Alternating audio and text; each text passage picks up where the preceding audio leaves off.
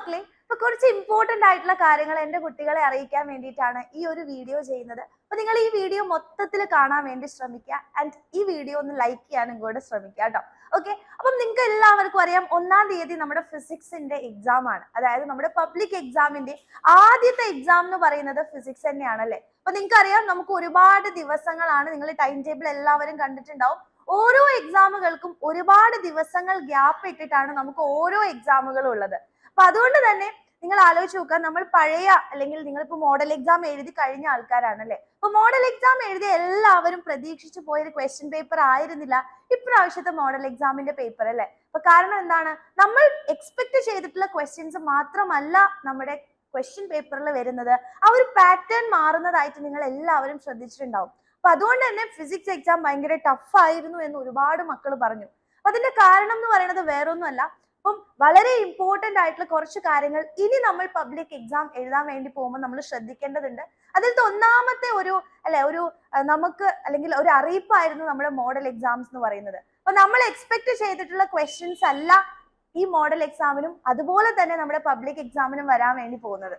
അപ്പോൾ 1-ാം തീയതി നടക്കുന്ന നമ്മുടെ ഫിസിക്സ് എക്സാമിന് വേണ്ടിയിട്ട് നമ്മൾ എങ്ങനെ പഠിക്കണം എന്നതിൽ നമ്മൾ കുറച്ച് ചേഞ്ചസ് വരുത്തേണ്ടതുണ്ട്. അപ്പൊ നമുക്ക് സാധാരണയായിട്ട് എന്താ ഉണ്ടാവുക, ഒരുപാട് ഗ്യാപ്പുകൾ ഈ എക്സാംസിന്റെ ഇടയിൽ ഉള്ളതുകൊണ്ട് തന്നെ നമുക്ക് വളരെ ലേസി ആയിട്ട് അല്ലെ കുറച്ച് പഠിച്ച് കുറച്ച് ഇൻസ്റ്റഗ്രാം ഒക്കെ നോക്കി നമ്മുടെ സമയങ്ങളൊക്കെ ബാക്കിയുള്ള കാര്യങ്ങളൊക്കെ കഴിഞ്ഞ് കുറച്ച് സമയം മാത്രം ഇരുന്ന് പഠിച്ചാൽ മതിയല്ലോ. ഒരുപാട് ദിവസം നമുക്ക് എക്സാമിന്റെ ഇടയിൽ ഗ്യാപ്പ് ഉണ്ട് എന്നുള്ള ഒരുപാട് പേര് ചിന്തിക്കുന്നുണ്ടാവും. പക്ഷെ അങ്ങനെയല്ല. അപ്പൊ നിങ്ങൾ ചിന്തിച്ചു നോക്കുക, ഇത്രയും ദിവസം ഗ്യാപ്സ് ഓരോ സബ്ജക്റ്റിന്റെയും ഇടയിൽ ഉണ്ടെന്നുണ്ടെങ്കിൽ എക്സാമിന്റെ ക്വസ്റ്റ്യൻ പേപ്പറും അതിനനുസരിച്ച് മാറ്റം ഉണ്ടായിരിക്കും, ടഫ് ഉണ്ടായിരിക്കും. അപ്പൊ അതുകൊണ്ട് തന്നെ നമ്മൾ ഒരിക്കലും കുറച്ച് പ്രീവിയസ് ഇയർ, ഒരു 5-6 വർഷത്തെ പ്രീവിയസ് ഇയർ ക്വസ്റ്റ്യൻസ് ചെയ്തുകൊണ്ട് ആ ക്വസ്റ്റ്യൻസ് തന്നെയായിരിക്കും റിപ്പീറ്റഡ് ആയിട്ട് വരിക എന്ന് വിചാരിച്ച് നമ്മൾ പോവുകയാണെന്നുണ്ടെങ്കിൽ നമ്മുടെ പണി പാളും, നമ്മുടെ മാർക്സ് പോകും. അപ്പൊ അതുകൊണ്ട് തന്നെ നമ്മൾ എക്സ്പെക്ട് ചെയ്യേണ്ടത് നമ്മുടെ ഈ ഒരു ഫൈനൽ എക്സാമിന്റെ ക്വസ്റ്റ്യൻ പേപ്പർ വളരെ ടഫ് ആയിരിക്കും എന്ന രീതിയിൽ തന്നെ വേണം നിങ്ങൾ എക്സാം ഹാളിലേക്ക് പോകാൻ വേണ്ടിയിട്ട്. അപ്പൊ അതുകൊണ്ട് ടഫ് ആയിരിക്കും. പല കുട്ടികളുടെയും ഒരു ഇതുണ്ട്, നമ്മൾ ഈസി ആയിട്ടുള്ള ഒരു എക്സാം പേപ്പർ ആയിരിക്കും എന്ന് പ്രതീക്ഷിച്ച് പോയിട്ട് ഒരു 2-3 ക്വസ്റ്റ്യൻസ് തന്നെ ടഫ് ആയിട്ട് വരുന്ന സമയത്ത് നമ്മുടെ കംപ്ലീറ്റ് ആയിട്ട് അറിയുന്ന ക്വസ്റ്റ്യൻസ് പോലും നമുക്ക് വൃത്തിയായിട്ട് എഴുതാൻ പറ്റാത്ത ഒരവസ്ഥ പലർക്കും വരാറുണ്ട്. അപ്പൊ അതുകൊണ്ട് ഈ ഒരു ഫൈനൽ എക്സാമിലെ ഫിസിക്സ് എക്സാം ടഫ് ആയിരിക്കും എന്നുള്ള അല്ലെങ്കിൽ ആ ഒരു എക്സാം വളരെ ടഫ് ആയിരിക്കും എന്ന് തന്നെ നമ്മൾ മുൻകൂട്ടി കണ്ടുകൊണ്ട് എക്സാം ഹാളിലേക്ക് പോവാം. അപ്പൊ അതിന് നമ്മൾ ടെൻഷൻ അടിക്കണോ, അല്ലെങ്കിൽ ടഫ് ആയതുകൊണ്ട് എനിക്കിനി മാർക്കൊന്നും കിട്ടാൻ പോകുന്നില്ല ഫിസിക്സിലെ എന്ന് നമ്മൾ വിചാരിക്കേണ്ട ആവശ്യമില്ല. ഇനിയുള്ള ദിവസങ്ങൾ നമ്മൾ എന്ത് ചെയ്യണം, ആ ടഫ് ആയിട്ടുള്ള ക്വസ്റ്റ്യൻ പേപ്പറിനെ എങ്ങനെ ക്രാക്ക് ചെയ്യാം, എങ്ങനെ നമുക്ക് അതിൽ നിന്നും ഫുൾ A+ വാങ്ങിക്കാം അല്ലെങ്കിൽ ഫുൾ മാർക്ക് വാങ്ങിക്കാം എന്ന രീതിയിൽ വേണം നമ്മൾ ഇനി പഠിച്ചു തുടങ്ങാൻ വേണ്ടിയിട്ട്. അപ്പോൾ എല്ലാവരും മനസ്സിലാക്കുക, എല്ലാ സബ്ജക്റ്റും ഇനി കുറച്ച് ടഫ് തന്നെ ആയിരിക്കും. സോ വെറുതെ നമ്മൾ പ്രീവിയസ് ഇയർ ക്വസ്റ്റ്യൻസ് മാത്രം പഠിച്ചുകൊണ്ട് പോയി കഴിഞ്ഞാൽ ഒരു ഉപകാരം ഉണ്ടാവില്ല. നമ്മൾ കറക്റ്റ് ആയിട്ട് തിയറി ഓറിയന്റഡ് ആയിട്ട് നമുക്ക് നല്ല പോലെ അതിന്റെ കണ്ടന്റും കാര്യങ്ങളും പ്രോബ്ലംസും ഒക്കെ ചെയ്താൽ മാത്രമാണ് നമുക്ക് ഏറ്റവും ഒരു നല്ല മാർക്കിലേക്ക് നിങ്ങൾക്ക് എത്താൻ പറ്റുള്ളൂ. അപ്പൊ നിങ്ങൾ പേടിക്കേണ്ട ആവശ്യമില്ല. ആൻഡ് എല്ലാവരും പറയാറുണ്ടല്ലോ, അതായത് ഞാൻ ഇത്രയും ദിവസം ഉണ്ട്, ഞാൻ 10 മണിക്കൂർ പഠിച്ചു അല്ലെങ്കിൽ 12 മണിക്കൂറൊക്കെ ഞാൻ ഒരു ദിവസം ഇരുന്ന് പഠിച്ചാൽ എനിക്ക് മാർക്ക് കിട്ടുമോ അല്ലെങ്കിൽ എനിക്ക് ഫുൾ മാർക്ക് കിട്ടുമോ എന്ന് നിങ്ങൾ ചോദിക്കാറുണ്ട്. അപ്പൊ എത്ര സമയം ഇരുന്ന് പഠിക്കുന്നു എന്നതിൽ ഒരു കാര്യമില്ല മക്കളെ.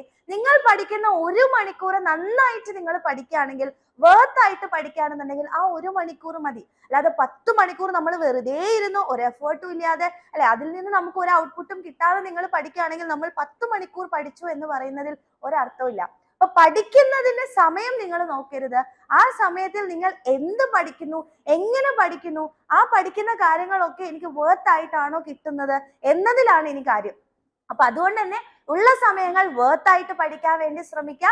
അതുപോലെ തന്നെ ഈ വർഷത്തെ എക്സാമുകൾ കുറച്ച് ടഫ് ആയിരിക്കും എന്നുള്ള ഒരു ചിന്ത തന്നെ ഉള്ളിൽ വെച്ചുകൊണ്ട് അതിനെ ക്രാക്ക് ചെയ്യാൻ വേണ്ടിയിട്ട് പഠിക്കുക. സോ എക്സാം ഹാളിലേക്ക് നമ്മൾ പോകുമ്പോൾ അത് നിങ്ങൾക്ക് അത്ര ടഫ് ആയിട്ട് ഫീൽ ചെയ്യില്ല.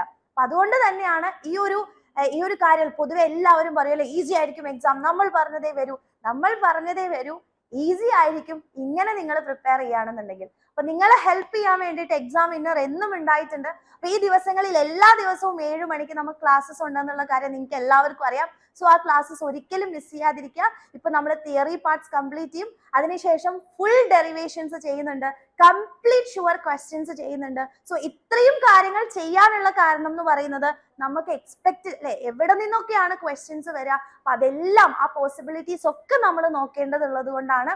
അപ്പൊ അതുകൊണ്ട് തന്നെ നന്നായിട്ട് പഠിക്കുക. നമ്മുടെ ലൈവുകളും കാര്യങ്ങളും ഒക്കെ നിങ്ങൾ കാണുക, ഫ്രണ്ട്സിനൊക്കെ ഈ ഒരു കാര്യം ഷെയർ ചെയ്യുക. ഈ ഒരു വീഡിയോ നിങ്ങൾക്ക് യൂസ്ഫുൾ ആയിട്ട് തോന്നുകയാണെങ്കിൽ മാക്സിമം ഫ്രണ്ട്സിന് ഷെയർ ചെയ്യുക. ഇനി നിങ്ങൾക്ക് എന്തെങ്കിലും കൺസേൺസ് ഉണ്ട് നമ്മുടെ ലൈവിനെ പറ്റിയിട്ട്, അല്ലെങ്കിൽ നമ്മുടെ ലൈവിന്റെ ടൈമിനെ പറ്റിയിട്ട്, അല്ലെങ്കിൽ നിങ്ങൾക്ക് എക്സാമിന് യൂസ്ഫുൾ ആയിട്ടുള്ള എന്തെങ്കിലും കാര്യങ്ങൾ എക്സാമിന് നിങ്ങൾക്ക് ചെയ്തു തരണമെന്ന് നിങ്ങൾക്ക് തോന്നുകയാണെങ്കിൽ അതുകൂടെ നിങ്ങൾ താഴെ കമന്റ് ചെയ്യാൻ വേണ്ടി ശ്രമിക്കുക. മാക്സിമം ഫ്രണ്ട്സിന് ഷെയർ ചെയ്യുക.